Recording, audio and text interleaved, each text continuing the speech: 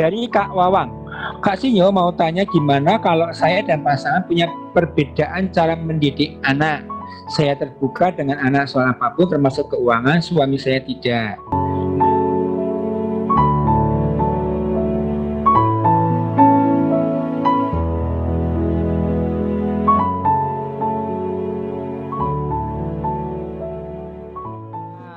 Kenapa banyak orang nikah tapi dia buta sama pasangannya sendiri?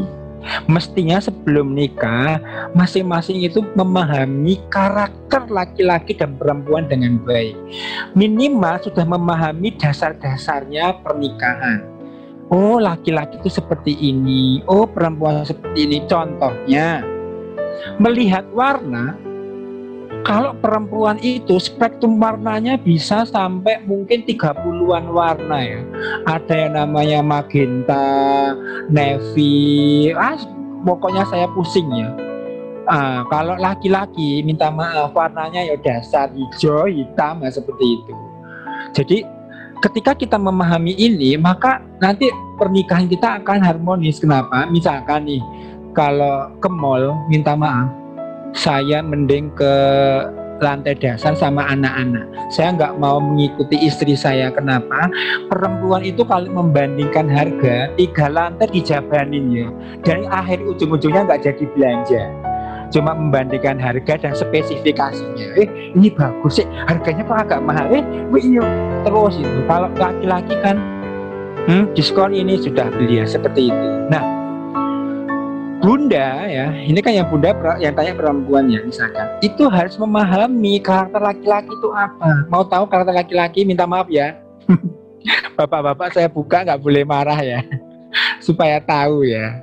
Jadi bunda-bunda kalau memahami laki-laki itu, laki-laki adalah anak-anak yang terperangkap dalam tubuh orang dewasa. Ini ada ya dibuka ya, Kak Ilyas mungkin ditutup dulu karena mendengung. Ya. Nah, apa itu anak-anak terperangkap dalam tubuh orang dewasa? Oke, kita lihat anak-anak apa? 1, egoisnya tinggi. Dia adalah raja segala raja. Jadi para istri minta maaf, jangan jadi raja kedua. Kalau bunda-bunda jadi raja kedua, hancur mahlike rumah tangga itu. Jadilah Perdana Menteri yang baik. Walaupun minta maaf suami kita mungkin lulusan mungkin SMA atau S1, sementara kita mungkin profesor doktor. Dilihat, itu suami saya ganti oli kok salah. Bunda ngasih taunya, ganti oli kok gitu salah. Tersinggung beliau raja. Mestinya jadi Perdana Menteri yang baik. Bang, minta maaf, kemarin saya baca kok kayaknya seperti ini ya. Jadi seakan-akan beliau raja yang pandai, padahal yang pandai adalah Perdana Menteri. Yang kedua, anak-anak apa? Kalau salah nggak mau minta maaf, itulah laki-laki. Jangankan suaminya bunda-bunda, Rasulullah loh, butuh waktu berapa? Hampir 10 bulan ketika Aisyah 10 minggu atau 10 bulan saya lupa ya, agak lama gitu ya, ketika Ummu Aisyah waktu itu difitnah hampir 10 bulannya seperti itu Rasulullah. Kita jadi ketika di rumah tangga itu terjadi keributan, maka kuncinya adalah perempuan. Bunda yang minta maaf dulu, saya jamin segera selesai. Walaupun yang salah suaminya. Ribut, bunda langsung, Pak, aku minta maaf ya, aku yang salah. Suaminya, aku yang salah, aku juga minta maaf. Selesai kan? Tapi kok bunda, tak tunggu kamu minta maaf, keburu keluar jamurnya bunda-bunda, nanti bunda panen jamur digoreng. Nah, yang ketiga, anak-anak apa? Suka main-main, itulah ya laki-laki ya seperti itu, main-main seumur hidupnya. Sepak bola, mancing, motor gede. Kalau punya mobil, ya laki-laki kalau punya mobil tuh ganti pelek, ganti spion, ganti ini. Perempuan kalau punya mobil, saya jamin pakai rusak bengkel. Pakai rusak bengkel. Saya kalau dijemput panitia, ya pemilik mobilnya perempuan, maaf ya Kak Sinyo, berantakan itulah perempuan. Yang keempat, yang terakhir, anak-anak apa? Suka mencoba-coba, itulah laki-laki, Bunda. Suka mencoba-coba termasuk seks. Coba lihat anak-anak itu kalau masuk rumah kan pegang ini, pegang itu. Udah laki-laki. Laki-laki jarang di tempat satu kerja yang sama itu jarang. Bunda, itu lagi musim ake, aku mau jual ake. Ada musim janda ada lubangnya. Aku pengen jual itu. Itulah laki-laki. Coba kalau perempuan ya, minta maaf, disuruh ngelinting rokok ya di pabrik itu sampai ubanan ya tahan. Nah, karakter ini yang dipahami Bunda. Nah, contohnya seperti itu. Jadi ketika Bunda menemui masalah, sudah ikut parentenya Kak Sinyo, parentenya Ustadz Bendi, parentenya macam-macam, tersinggung, beliau nggak bisa. Jadi contohnya seperti ini, Pak. Ini ada tentang berita tentang LGBT.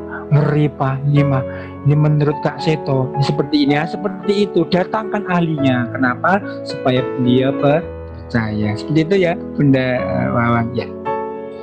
Izin tanya Kak Aslinya dari Bunda Azra. Anak saya laki-laki sedang menonton film laka seperti Ranger, sebenarnya khawatir meniru ada yang namanya cara mengusahakan. Ya, itu wajar Bunda.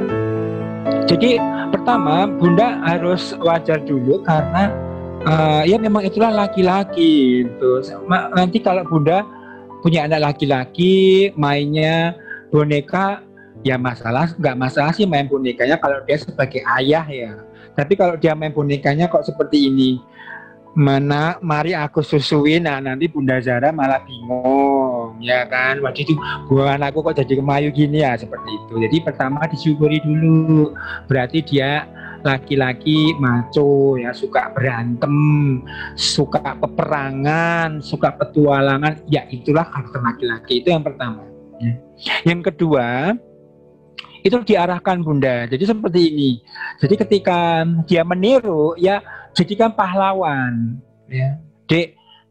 Zaman dulu itu juga para Rasulullah, para sahabat itu juga perang, tapi berperanglah di kebajikan. Nah seperti itu ya, supaya dia tadi tidak bertindak semenang-menang seperti bullying dan sebagainya. Jadi nggak apa-apa ketika dia bermain nanti, nah misalkan Bunda nih contohnya, Bunda jadi monsternya, kamu jadi pahlawannya. Nah seperti itu, kamu jadi ranger. Jadi arahkan dia sebagai pahlawan, sebagai orang yang baik. Seperti itu ya Bunda. Ya. Kita lanjut ke Kak Farah Kholistiana. Anak saya 14 tahun, kemarin kelas 7 di pondok, anaknya di super baik dan super rajin. Keranjingan anim. Dan sekarang dia lebih suka menyendiri di kamar dan sering keluar kata-kata kasar dan prima dari orang tua. Waktu kelas 7 kemarin di pondok, terpilih tim sisi agama, sekarang kelas 8, semua pelajaran agama, Tuhan semua, dia Kristen dan Mas belajar. Ya. Jadi yang pertama, kenapa putra Bunda tadi ketika pulang dari pondok rajin, kemudian ketika PJJ ini berubah hampir 180 derajat karena satu. Kenapa? Karena dia melakukan itu bukan atas pemahaman, tapi karena kebiasaan. Ya, memang habit itu bisa menjadi salah satu pemicu orang menjadi baik. Tapi tadi saya bilang kan, ketika di usia 6 tahun ke atas, maka dua-duanya harus diasah, keimanan dan akal pikiran. Kalau cuma keimanan ya tadi seperti ini akhirnya. Kenapa? Dia melakukan tadi sholat, puasa, membaca Al-Quran karena habit, karena kebiasaan. Dia cuma di kerangkanya sahabat, tapi dia tidak memahami dari dalam. Seperti itu. Nah, mestinya yang mulai dibangun adalah dari akidahnya dulu. Masalah akidah ini minta maaf, enggak cuma agama tapi juga pakai nalar seperti itu ya. Nah nanti, ini prosesnya agak panjang ya. Prosesnya agak panjang. Jadi memang mestinya di anak usia ini itu mulai dikenalkan fakta dan data. Kenapa sih kita milih Islam nggak milih yang lain? Itu ada fakta dan datanya loh Bunda. Minta maaf ya, contohnya seperti ini. Selama ini kita mengajarkan, nah kamu tuh harus menyembah Allah. Kenapa? Ya karena Allah ini yang menciptakan alam semesta. Oke, itu mungkin sampai anak balita atau SD masih bisa. Tapi begitu dia kenal kaum liberal, kaum ateis, dia akan ngomong seperti ini. Berarti logikanya ada yang diciptakan, ada yang menciptakan teorinya. Kalau begitu, siapa yang menciptakan Tuhan? Bapak Ibu mau jawab apa coba? Nah, itu harus dijelaskan dengan akal, dengan logika. Jadi akidahnya harus diperbaiki dulu. Dan ini anak-anak saya usia 10 tahun sudah dijelaskan. Jadi kita harus memperbaiki. Ini harus dipahamkan. Nah, ini prosesnya agak panjang. Nanti kalau Kak Farah mau atau nanti Bunda Maya kalau mau, yaitu nanti kita ngumpulkan anak, kita bahas masalah akidah dan pubertas ya. Oke. Dari Kak Ade, mohon maaf Pak Sinjo, mana infonya terkait tema kegiatan bersama dengan anak tentang kecanduan gadget? Iya tadi memang ini topik saya harapkan muncul di pertanyaan, karena memang tadi saya bilang bahwa kita nggak akan bisa masuk ke masa PJJ ini kalau dasar-dasarnya tidak memahami ya tadi. Jadi kalau Bunda tadi yang pertama ini masa pandemi, yang pahami. Yang kedua tadi, kemudian kita bikinkan konsepnya. Nggak bisa kita nyuruh anak, apalagi anak SMP SMA belum punya konsep ya Bunda. Yang dia disuruh, kamu kan sudah besar, nggak bisa. Jadi kita buatkan programnya seperti itu, dan kita menemani seperti itu ya. Sebanyak mungkin kita luangkan waktu untuk anak-anak kita, walaupun minta maaf mereka sudah SMP SMA. Contohnya Bunda, misalkan ada proyek waktu itu anak saya yang SMP disuruh membuat hasil karya atau prakarya dari stik es krim dan sedotan ya bahasa kalau bahasa Jawanya sedotan, kalau bahasa ya, ini ya sedotan gitu. Nah dia males tuh hampir sebulan 2 bulan bahkan sampai terima rapor setengah semester ada tulisannya tidak mengumpulkan prakarya. Nah kemudian saya temani, yuk kita kerjakan sama-sama. Oke, kamu mau ide apa? Aku ide seperti ini ya. Kalau Abi seperti ini. Kemudian dikawinkan ide itu. Oke, kamu mengerjakan apa? Abi mengerjakan ini. Jadi ditemani walaupun sudah SMP SMA. Jadi dia itu minta maaf ya, di masa PJJ ini stres, orang tuanya stres, anaknya stres, gurunya stres, semuanya stres. Akhirnya apa? Emosi semua. Mudah mengeluarkan kata-kata kotor. Nah ketika kita nemani itu nanti dia ada merasa, karena lu lagi ketemu gitu kan, minta maaf, apalagi yang tempatnya itu zona merah. Kalau mungkin di Magelang atau mungkin di Bojonegoro atau di mana mungkin masih bisa dia main futsal dan sebagainya. Tapi minta maaf kalau di Jabodetabek ya, terutama di Depok itu keluar aja mungkin udah ngeri ya gitu. Jadi tadi kita juga ikut terlibat dan membuatkan konsepnya tadi seperti itu. Walaupun dia sudah SMP SMA, tapi jangan full dikerjakan semua. Tapi kita membantu, menemani. Oke deh, yuk dikerjakan bareng-bareng mama. Karena dia bete ya, males gitu. Karena ya seperti itulah anak-anak ketika nggak ada gurunya gitu. Jadi kalau sama gurunya mereka cenderung mengikuti, tapi kalau sama orang tua ya seperti itulah. Jadi seperti itu ya Kak. Ya tadi sudah ditambah sama yang di atas tadi ya. Mungkin Kak Yuda bisa dimatikan suaranya karena jadi menggema. Ya, Kak Yuda, ya terima kasih. Kita lanjut. Kak Didik, saya anak 2, satu usia remaja, sudah kuliah menjelang dewasa. Itu dari paparannya Kak Siti tadi, saya merasa bahwa kami salah parenting. Enggak masalah ya. Nggak ada kata terlambat. Saya tidak ada yang terbuka dengan kami. Yang pertama kecanduan K-pop, yang kedua anak kami. Ya, tadi Kak, 1 datangi kamar minta maaf. Terbuka saja.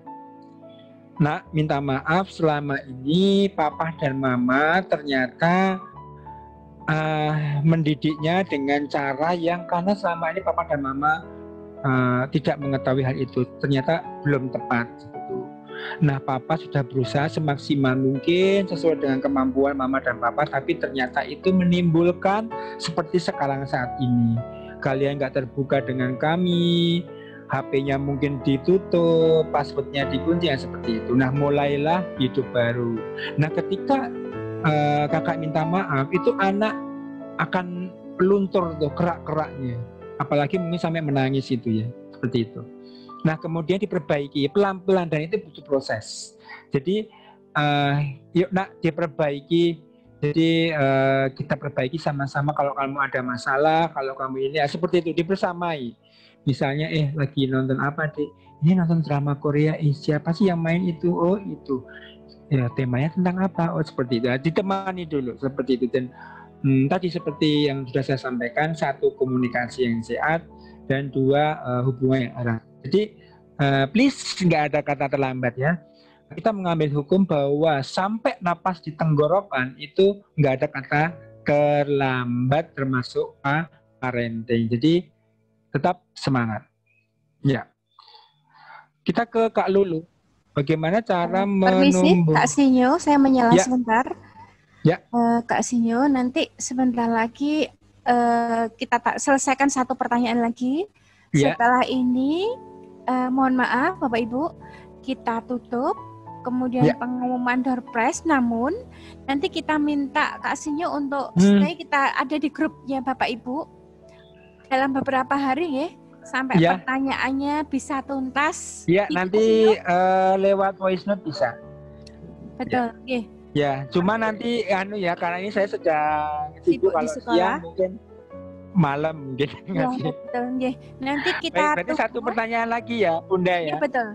Kita tunggu nanti kita kesepakatan sama Kak Sinyo kapan waktu kita bisa diskusi setelah di grup ini.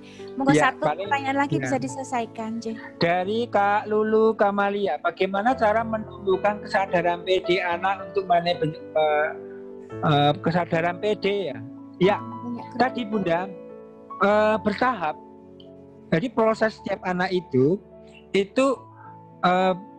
step by step plus waktu. Jadi nggak bisa tiba-tiba. Jadi seperti ini. Saya kasih contoh ya.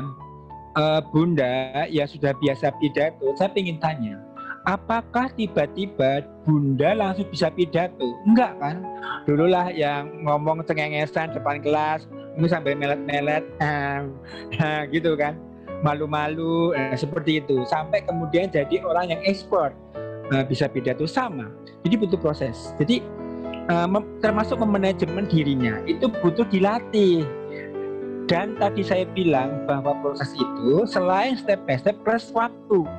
Intinya apa? Sabar. Jadi proses setiap anak bisa berbeda. Jadi memang harus dilatih. Contohnya nih, ini anak saya kok nggak pede ya. Kok tiba-tiba langsung diajar, kamu tuh loh kalau ngomong depan orang sana jangan ya, itu ya. Ini ada kue ya, tolong ya diantar ke tetangga sebelah. Aduh malu, gak apa-apa cuma sebelah. Nah, mengantar makanan itu satu akan bilang assalamualaikum, betul? Terus kan nanti akan ditanya, namanya siapa? Saya namanya Sinyo. Sekolah di mana? Itu interaksi. Nah, itu bertahap seperti itu. Jadi mulai yang simple-simple dulu. Atau misalnya kalau anaknya masih balita gitu, bisa diikutkan lomba-lomba. Kalah nggak apa-apa. Kita ngasih hadiah nanti, misalnya 17-an, nggak apa-apa. Anak ikut lomba, kalah nggak apa-apa. Itu apa? Untuk meningkatkan rasa percaya dirinya dia, termasuk untuk memanajemen dirinya. Tapi itu tadi proses. Jadi step by step, mulai dari yang ringan sampai dia nanti expert. Anak saya sama dulu ketika nangis kan pulang-pulang, wah ada apa? Itu aku sudah terlambat 17-an, wah yuk. Itu loh masih lombanya masih banyak. Saya antar yuk. Ya itu bisa kan. Dia itu loh masih yang daftar, dia itu daftar. Nah, habis itu setiap tahun dia bawa hadiah pulang 17-an. Kemarin dia ikut pemilihan ketua OSIS, kalah di pilihan paling buntutnya, nggak masalah. Dia sudah berusaha semaksimalnya. Seperti itu Bunda. Jadi diajarkan step by step dan butuh waktu. Baik, Demikian, jika ada salah kata, salah sikap, saya minta maaf. Jika tadi 2 kalimat mohon dimaklumi karena ada di pedalaman, sinyalnya ajut-ajutan. Sebelum ditutup, saya berpesan sama Bunda dan Ayah bahwa jangan pernah merasa memiliki dunia ini. Kenapa? Saya jamin Bunda dan Ayah pasti kecewa, pasti. Ayah bukan milik kita, istri bukan milik kita, anak bukan milik kita, harta benda bahkan tubuh ini bukan milik kita. Barang siapa merasa memiliki itu, saya jamin kecewa. Kenapa? Menggantungkan diri di makhluk hidup. Semua itu amanah titipan dari Allah. Sewaktu-waktu bisa diambil tanpa permisi dan kita akan dimintai tanggung jawab. Jadi kita sudah ya Allah, saya sudah berusaha maksimal ya Allah, inilah qadarullah hasilnya. Nah, kalau kita tidak memiliki apa-apa, kita memiliki apa ya Bunda? Cuma satu, yaitu memiliki Allah. Dan sepaham saya, Allah tidak pernah mengecewakan hambanya yang bertakwa. Amin. Jika ada benar semua dari Allah. Wassalamualaikum warahmatullahi wabarakatuh. Saya kembalikan ke Bunda Maya.